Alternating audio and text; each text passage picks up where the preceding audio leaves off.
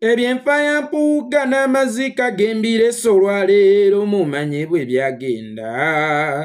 Mpuuga yali munyiwa mukago nga nkola naye muleerwe Kampala mwe twali. Olumbe lwamututtako mu ngeri y'olusago musujja gw'ebitaano gwamutta. Nga tannafa nno twakuba nnyonnyo tugulwanyisa okuguwonya omusujja gwagaana. Motoka twagipangisa okumutwala mu ddwaliro Mulago ezo ssente zaafa. Baamuwa ekitanda n'amazzi ecupa bagimusaako naye nga waapi. Agenda okukutuka nga tewali sirinje netuyambe nemujjululaawo. So nga yatulamira okumuziika emukungwe nga nze bwe nkoze okusooka wali. Bwanika kwe kweyazika akagaali kasse wajjuba Mpuuga twalibwe mukungwe. Omulambo gufulumye Mulago twabba mu bbena nti omusawo yali atubanja. Busente bwe nali nabwo twagulamu kikuntane tumuzinga era tewasigala nga tukulubbya mufu Mpuuga ono mu kasana keememula kwolwo. Olugendo lwa mayiro 80 beddu naye nga tuyina okutuuka. Tongwa yeekolera ge gange musiibye mutewa musuze muto okusinziira ku budde n'ensi mwe muli mu kulabira akatambi kana alhamdulillah. Naffe gye tuli Omukama Katonda abadde akyatukumye mu ngeri ekyasinza okubeera ennungi. Nnyongera okubajjukiza tegwammwe gwakunnyambako okuntambulizako obubaka butuuke kuli Munnayuganda nze ogwange gwakunamya omumpembe Yoweri Kaguta Museveni n'abo abamutembeeta. Ntandikidde ku Bwanika. Bwanika yagambye nti beebaaka Kyagulanyi okugenda mu Arua yali agaanye. Ekibuzo kiri kimu Bwanika. Lwaki Kyagulanyi yali agaanye okugenda mu Arua yali yeekengedde ki?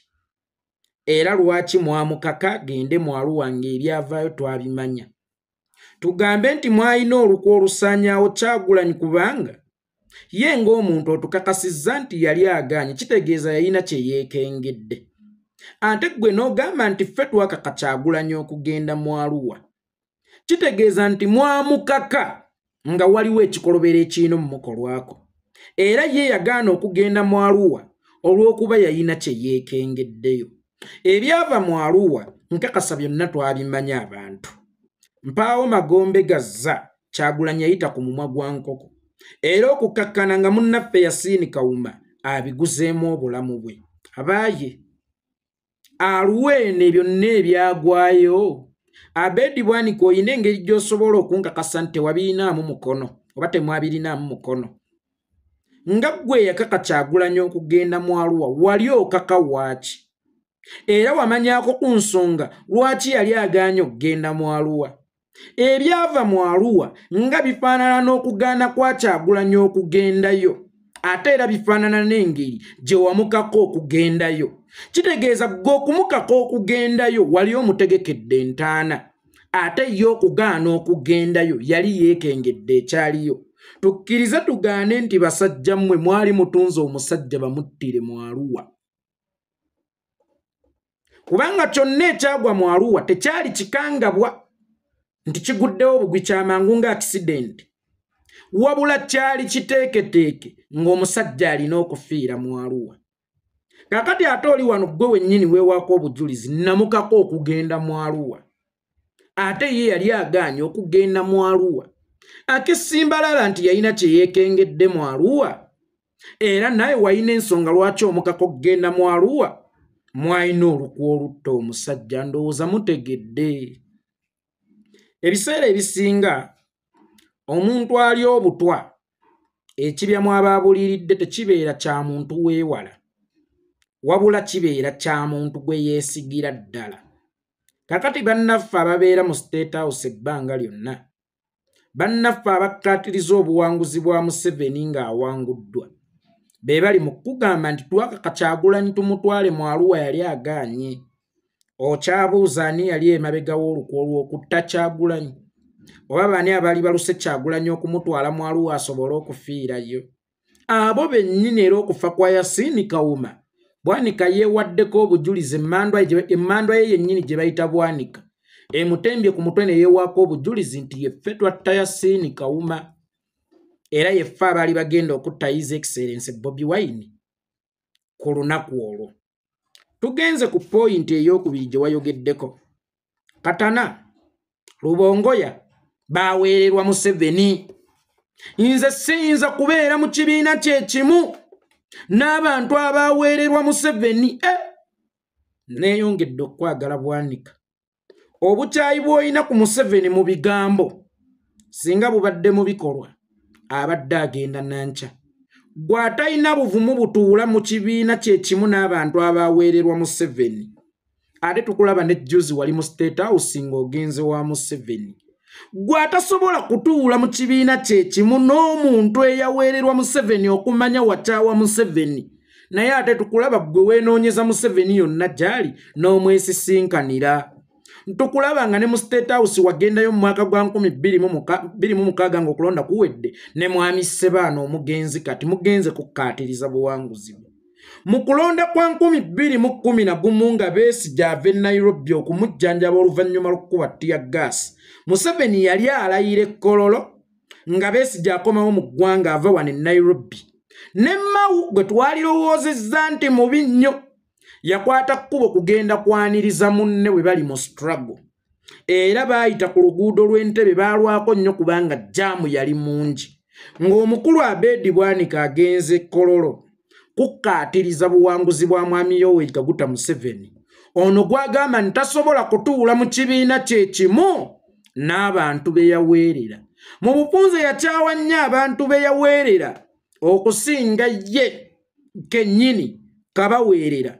Kibanga bw'ogamba nti nakyawa abaana abaasomesebwa Dimansta Magala Mabanda Butambala gy'oli ssebo nkutumidde.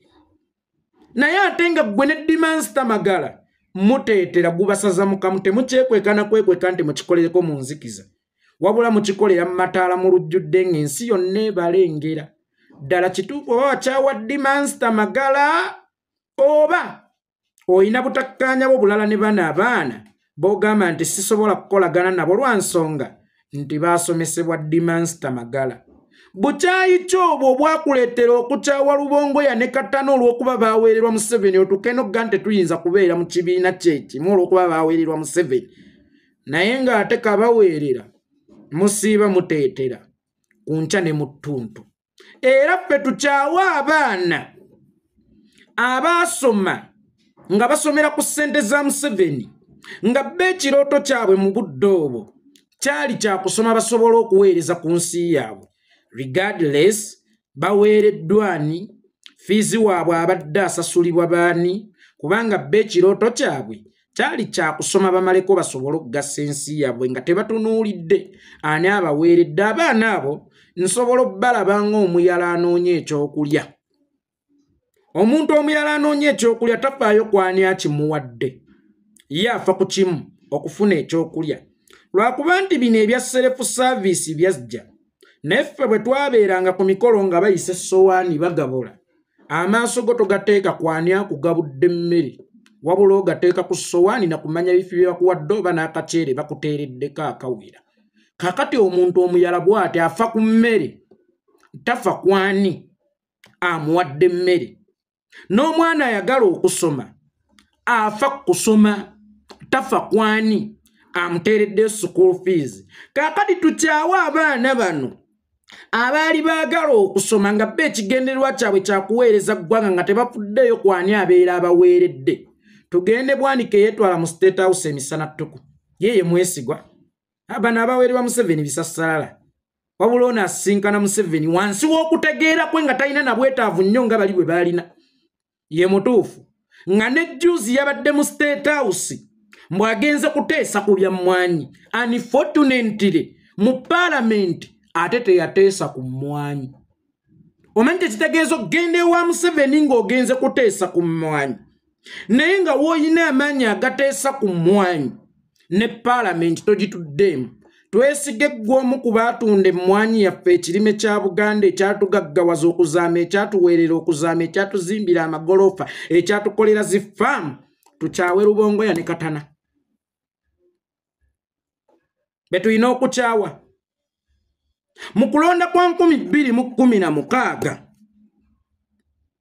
Mafayansi Mpuuga oyo gwotetera naye nti ye musajja alina okuggyako Museveni yalekawo Dokita Kizza Besigye oyo gwe wagambye mbu bawuliziganya bulungi naye era bali mu nkolagana nnungi tukimanyi bawuliziganya yalekawo Besigye eyali amaze mu struggle emyaka 15 ng'era ogwo omulundi yali avuganya gwakuna n'agenda ne John Patrick Amama Mbabazi eyali yakafuluma gavumenti ya Museveni nga Ssaabaminisita omwaka gumu emabega ntono yamanyi Museveni era yagenda okumutugirako era mwagala twesige mmwe nga ku lunaku olwaleero Mbabazi yakwatadde ekkubo yeddirayo dda ewa mukama we naye Mpuuga eyamusemba emabega naga nti Besigye be bamu oba nti kitegeeza okugamba Besigye be bamu yafuluma gavumenti mu 98 oba 99 naye ng'ono agifulumye nga super Ssaabaminisita the executive Ssaabaminisita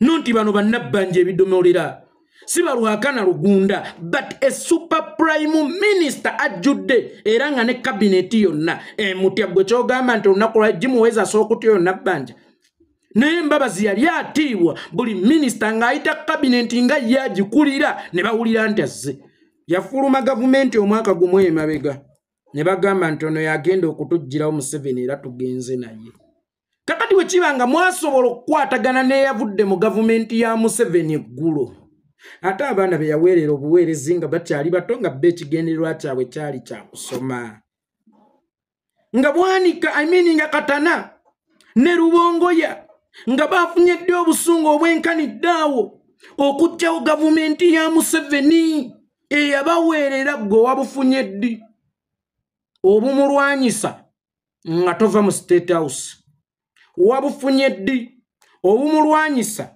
ng'omuwadde ebisanja 3 biramba okulonda kwa 2006 wawa Museveni ekisanja kuba wagenda n'okukatiriza obuwanguzi bwe ne Ssebaana awummule mirembe mu kulonda kwa 2011 waliyo ekkololato kukwali kuzibu nnyo kubanga kata kutwala obulamu bw'omukulu Besigye ne Mmawu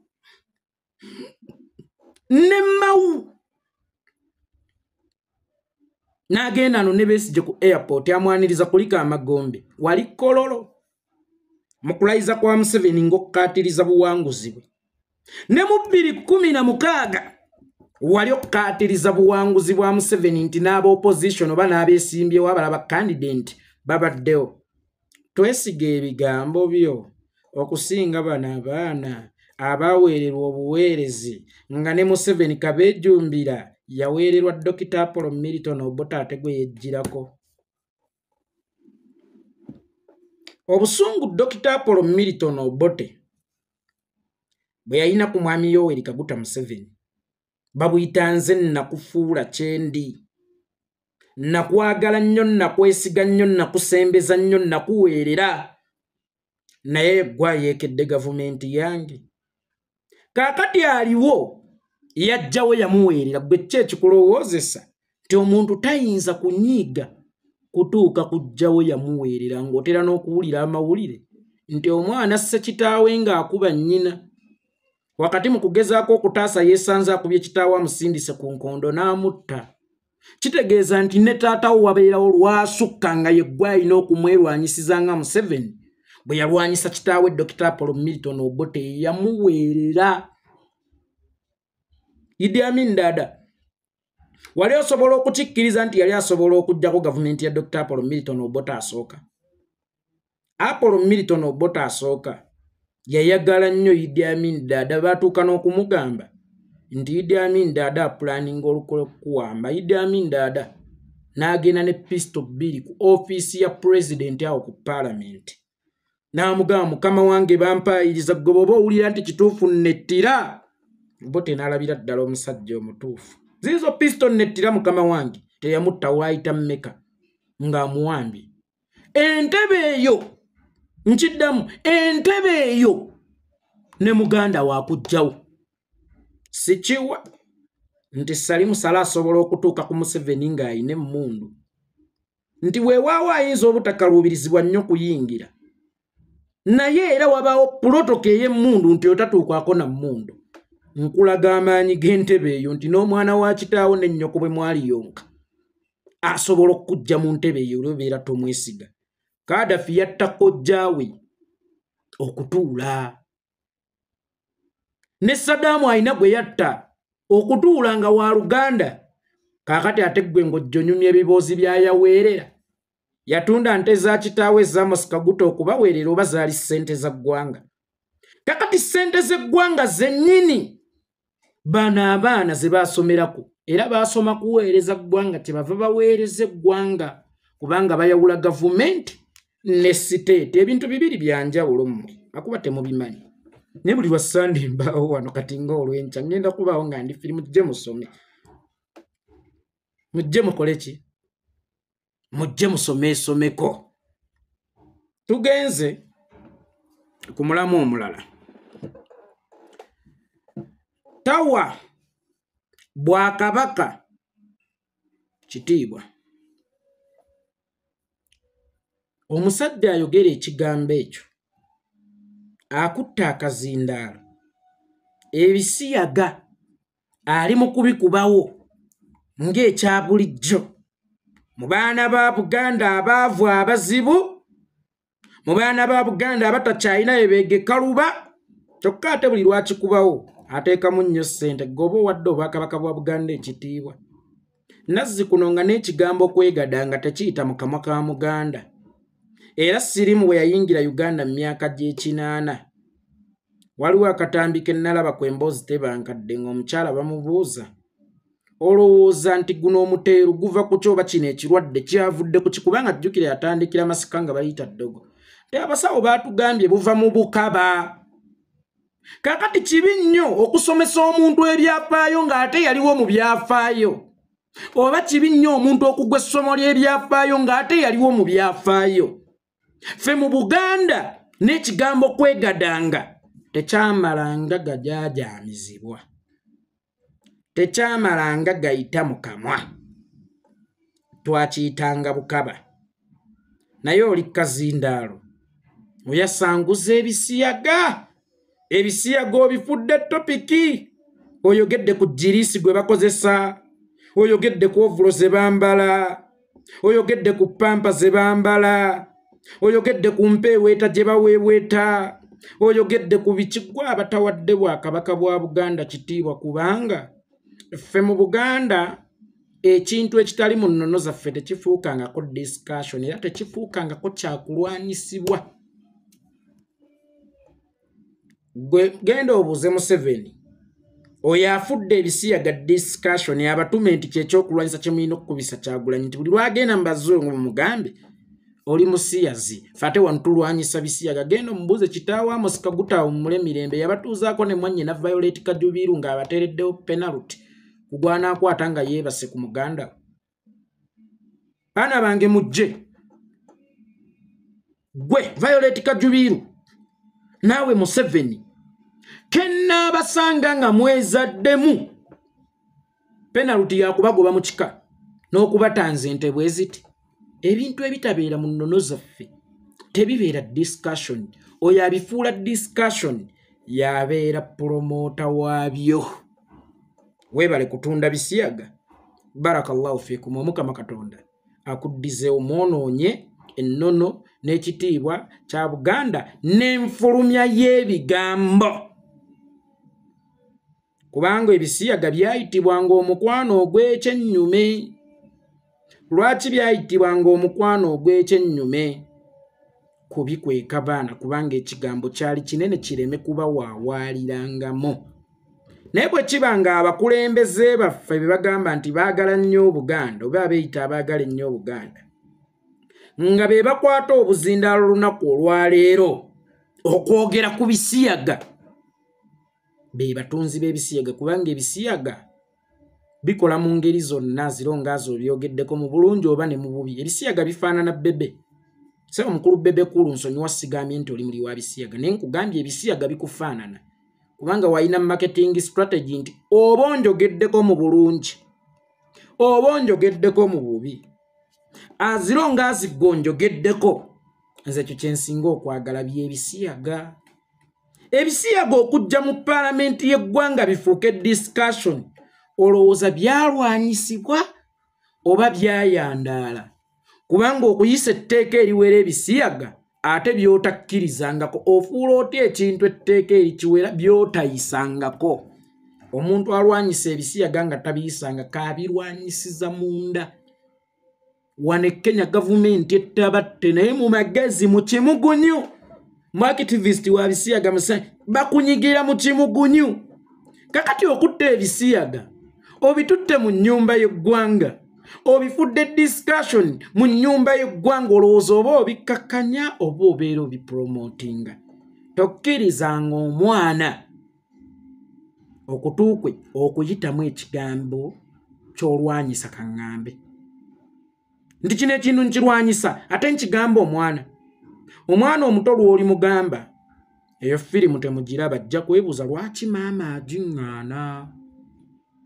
kyabuvunaanyizibwa maama firimu eyo gy'atayagala baana balabe agiteeke wansi w'ekitanda kye mu kisenge kyasibe nawo naye bw'ogamba omwana nti ekyo tokikola ng'ate weekiri awo akirengerako ajja kwebuuza lwaki bakiŋŋaana kye nagamba mukulu wange Karimu Sava inoluyi ani atannajja asuwa ebirungi walalaala eŋŋoma ngikonye mu Luganda bino nnyimbye by'abakulu mwedigidire abaana abato mulindeko ebyammwe enfumba obagobanga abo banga abatumye nti mutuulire ddala muwulirize so nga ate ye Ssebatta bwe yabanga agenda okuwuliziganya n'abantu abakulu teyayimbanga byakyana kito omuntu agenda okuwuliziganya n'abantu abakulu tekikwetaagisa kugobawo baana bato kubanga nfisizaawo akadde abangi lwe muyita ddole lw'omwana lwali lujjuddemu ebigambo by'omu kisenge naye olw'okuba yali awuliziganya n'abantu bakulu kyali tekimwetaagisa kugobawo baana bato kubanga olunaku lw'ogobawo abaana abato bajja kwebuuza nti bangoba ku ki lw'ogoba omwana omuto yogera ng'owuliziganya n'abantu bakulu naye oyimbye owuliziganya n'ebintu eby'olukale obyambudde bw'oti ate ogobawo abaana abato gwe lwaki toyimbye ebibuzaabuza obwongo bwabwe kakati kyekimu ne kino eky'ebisiyaga tulwanyisa bisiyaga mu Uganda naye ng'ate abaana bongera biwulira buli abyogerako awunzika agamba baba balina ssente nnyingi bagaba ssente nnyingi mweno Uganda ey'abantu abaavu wano waabikubira omwana tagenda wuwulirawo agenda kuwulira eno balina ssente nnyingi kubanga bakimanyi nti Abaganda bagamba ngowe ssente kyalema owenkata tezinga togenda mubuulya bizibu biri mu kusiyaga wabula ye agenda kufokasinga ku kimu nti bwe nnaafuna ssente nja kwejjanjaba mulekeraawo okwasanguza ekigambo omukwano ogw'ebikukujju naye ate ye kyabwanika nze ng'omuntu nsobola okukitegeera kubanga abasajja abasiyazi oba ekibinja ky'abasiyazi kyamugombamu obwala ne kimutuusaako obuliisamaanyi eso nsobola okukikola ki okukitegeera naye bw'osulanga ew'omusezi lw'otegeera nti musezi tosobola kusulawo kiro kyakubiri naye ate kibi nnyo omusezi okumala okugoba ewakaawe nti genda wabadde okwata abaana bange noga nti amaka ago masezi kyekiganjemu waali gavuddemu nga tebannagobamu tewaalirinze kyakugobamu oyina kugavaamu nga tebannagobamu then olyokowa obujulizi nti amaka gaawo mulimu abasezi naye olunaku lw'olirinda basooke bakugobe olyoka ojjukire nti amaka ago mulimu abasezi then obeerako ekikyamu ku mutwe otherwise Justice for Bwanika yasiyagibwa akabinja k'abasiyazi ne kamugombamu obwala. Ngenze ku mugole Masayansi Mpuuga Franco Luwambo Luwanzo Makiyadde yazze yesaze kitengi. Yegwe musajja asoose okwesimbawo okulangira nti ngenda kwesimbawo kuba president nga togenze kuvuganya president. Wabula nga ogenze kuvuganya wa opposition. Kubanga ekibiina ekyaguddwawo okununula bannayuganda ate mu kuggulwawo okununula bannayuganda obwanga kyabwolekezza atatudde era gwe baagambye nti munafu nnyo sinaye president omutuufu kitegeeza mumanyi omuntu owokulwanyisa president omutuufu oyo gwe mwogerako then ono mumwagaza ki wabuuzizza nti munaawongayo ki wabuuzizza nti munaawongayo ki mwe bavubuka bannange abagenda ewooyo asaba ente asaba embuzi asaba ebiteretekka b'enjaga asaba biki gwe wawongayo ki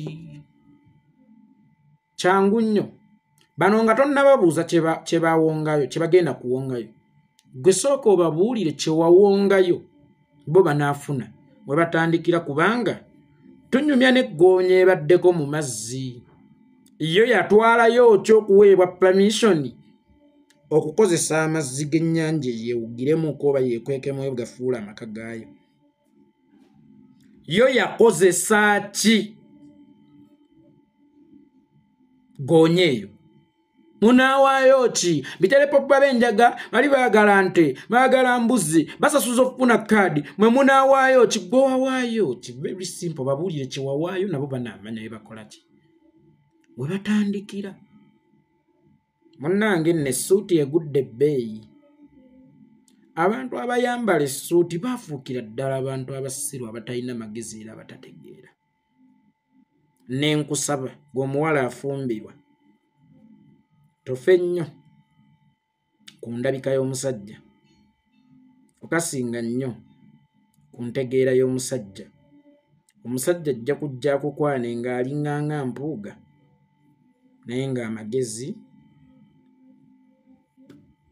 poteya nga temuli kasiba nte Moses omulunzi w'embizzi za Salimusale kati bwe wavuddeeyo ng'owunya kalimbwe w'embizzi ova kulongoosa biyumba bya mbizzi ate munange omuntu bw'alwa mu mbizzi atandika ozifaanana si kibi si mu bubi naye kasiba nte Moses atandise okufaanana embizzi weeyita otya pulezidenti nga waliyo pulezidenti atudde kale tta abasibe kakati gwe olwanyisa waaki eyeeyita obweyisi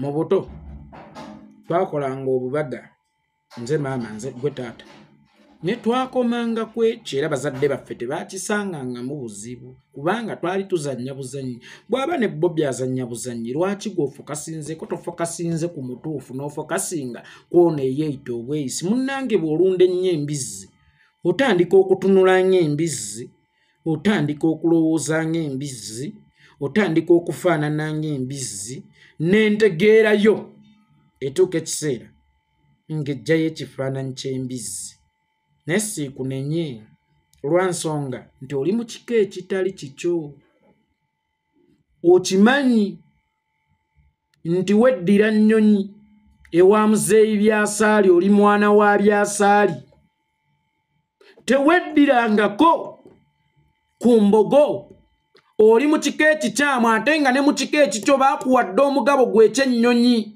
naye olw'okubanga neeno oyinayo ekibanja toyagala kutaayo olumbe lwo bw'onaafa tunaalusaba mukulu wa kika ki tugenda ssaba kayiira gaajuula emugulu nti twagala kwabya lumbe lwa Kasiba nte Moses oba tulina kgenda mu mukulu akulira ekika ky'ennyonyi gye tuba tusaba olumbe lwo kakati omuntu yenna nga lubaale w'ekika mubanja asiriwalira ddala ajengewalira ddala aggweramu ddala omukyuzi aggweramu supu nkutunuulidde n'amatama agakulinga ag'embizzi fe twatandika Nopo abasiru abo n'ebirala wagitandikirawo kale olina waddembe okweyita eyatonda naye ddayo mu faamu ya mukamaawo Genosale olunde embizzi kaakati gwe alunda embizzi za Genosale oyo ye mugabi w'embizzi za Sale musimanya Nadis gwe baateekawo nga feesi ya Nadis okulunda n'okulima bugagga kyokka nga ffe tetukyalina ttaka baamuyisa mu kigongo mwayite okulunda embizzi za Sale kati ate gwe omulunzi w'embizzi za Sale kati tukubalyeko ndi ye gwalina okugoba Museveni gwe omulunzi w'embizzi za Sale muggwe essuubi mwe tuba tuliteeka nti gwalina okugoba Museveni naye mwenna nessiba nenya lwa nsonga mwenna amagezi gammwe gaabadde gabikkiddwa kubanga omwabaddewo n'ow'amagezi amabikke Michael Mabike n'ensembya yali yeni skin byanjawulo okufaanana omuntu n'okutegeera nga ye, okutunula ng'omuntu n'okutegeera nga ye, okutambula ng'omuntu n'okutegeera nga ye. Ekituufu kiri nti kisobola okukwanguyira okwogera nga Bobby, okutunula nga Bobby, okuvimba nga Bobby, naye okulowooza nga ye akazindaalo kaakuzitooweredde.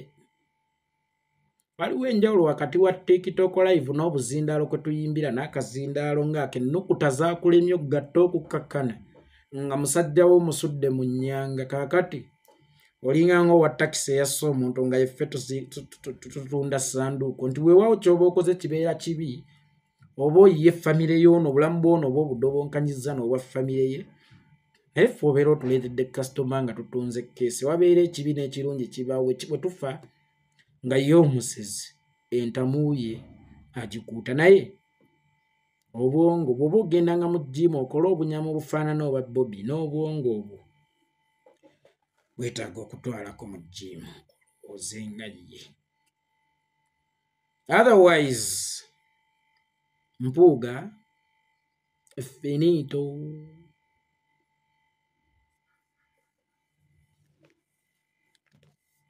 Enkuba weesammukira nga naffe tumaze okulya nga tudda mu ddene butaati.